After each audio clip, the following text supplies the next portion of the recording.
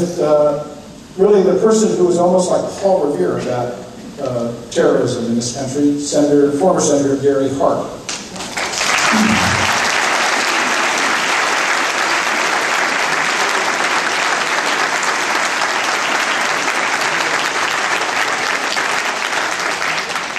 As a senator, Senator Hart was always a creative thinker. He always tried to knock down the barriers of thought and think things anew. He led the reform movement on the Pentagon when he was serving as a senator, demanding that the Pentagon start thinking about how it was going to fight wars, not simply how it was going to build super-plated weapons.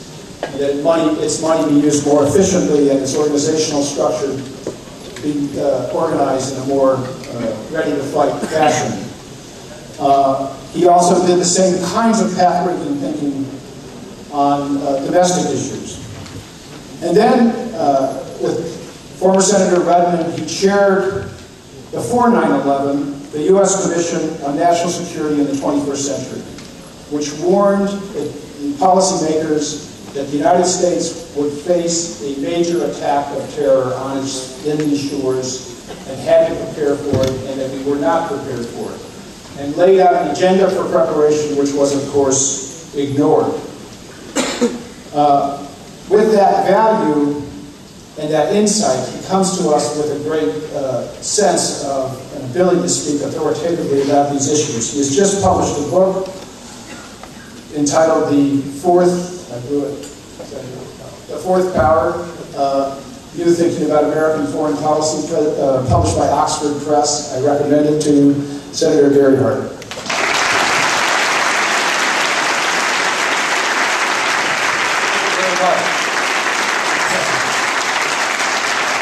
I've had many honors in my life, none greater than being called Paul Revere in Boston. I am honored to be on this platform with many distinguished Americans and many friends. Ambassador Wilson, not least among them. He has been a real patriot in this country in the last year, and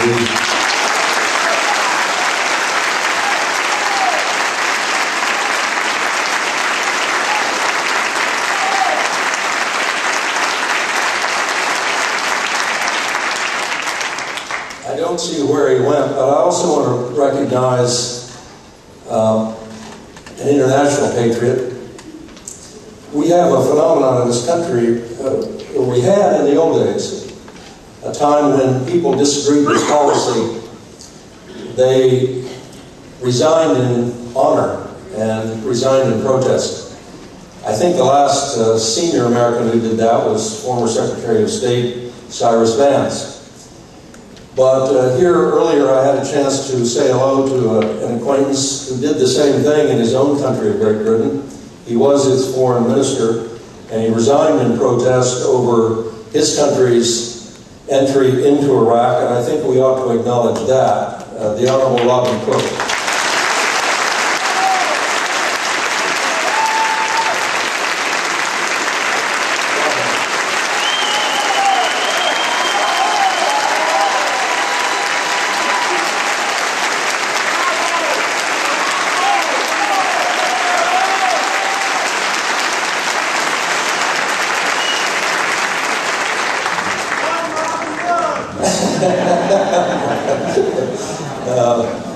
You've only got one day to get the nomination of the Democratic Party.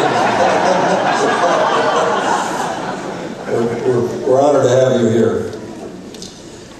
Foreign policy, the defense of this country, the security of America cannot be understood outside the context of the age in which we live, and most Americans think that the early 21st century is pretty much an extrapolation of the late 20th century. We had the symbolism of the change of millennia, and it seems on the surface as if life is pretty much the same, but we are living in a profoundly revolutionary time, multiple revolutions simultaneously. Globalization we're all familiar with. Congressman Kucinich and many people here have talked about not only the good side of globalization, but its detrimental effects as well.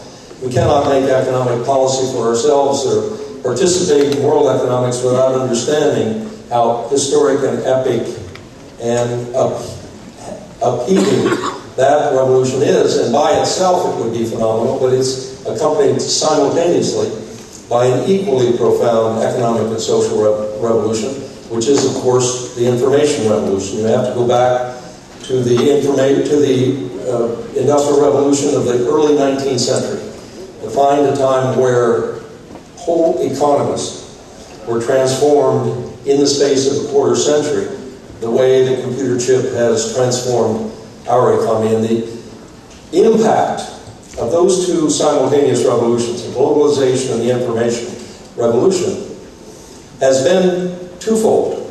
It's been manifold, but two big impacts.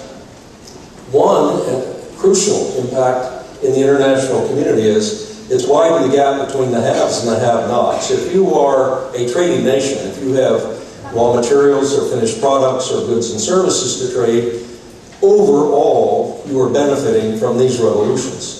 But if you have no raw materials or finished products or services to trade, you are falling farther behind, and the same is true of the information revolution.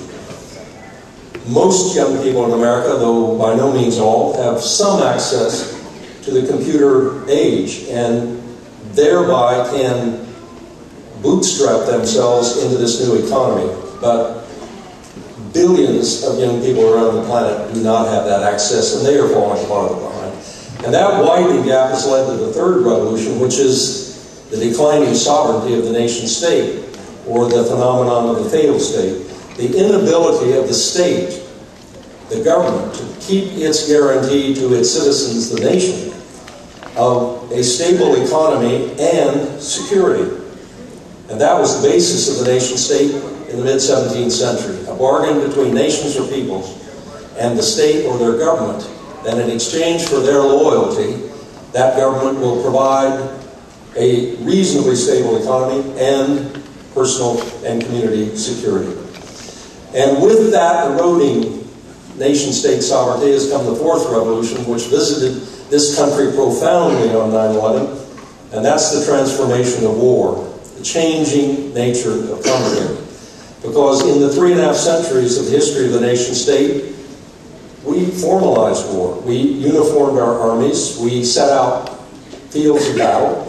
We traded men and materiel until one side won and one side lost. And we even civilized it more in the 20th century with international law and Geneva Conventions, repatriation of prisoners, etc. We're not theoretically at least going to attack civilians. All of that went by the board.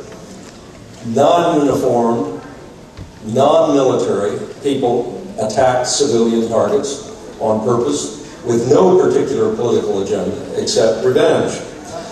So all of those revolutions are fundamentally changing economics, domestically and internationally, politics, and of course the military and the nature of security. Now, Bob Borisage and many people here, who, by the way, I meant to mention, there are people in this audience that I got to know, I'm ashamed to say, a third of a century ago, 1970-71, when the United States was involved in another war, a war that we should not have been involved in, and many of us were banding together to fight against that. That, of course, was Vietnam.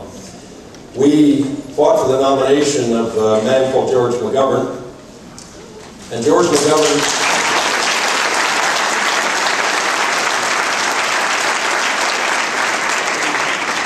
in case you haven't heard, Senator McGovern did not win that year. But I'll tell you this.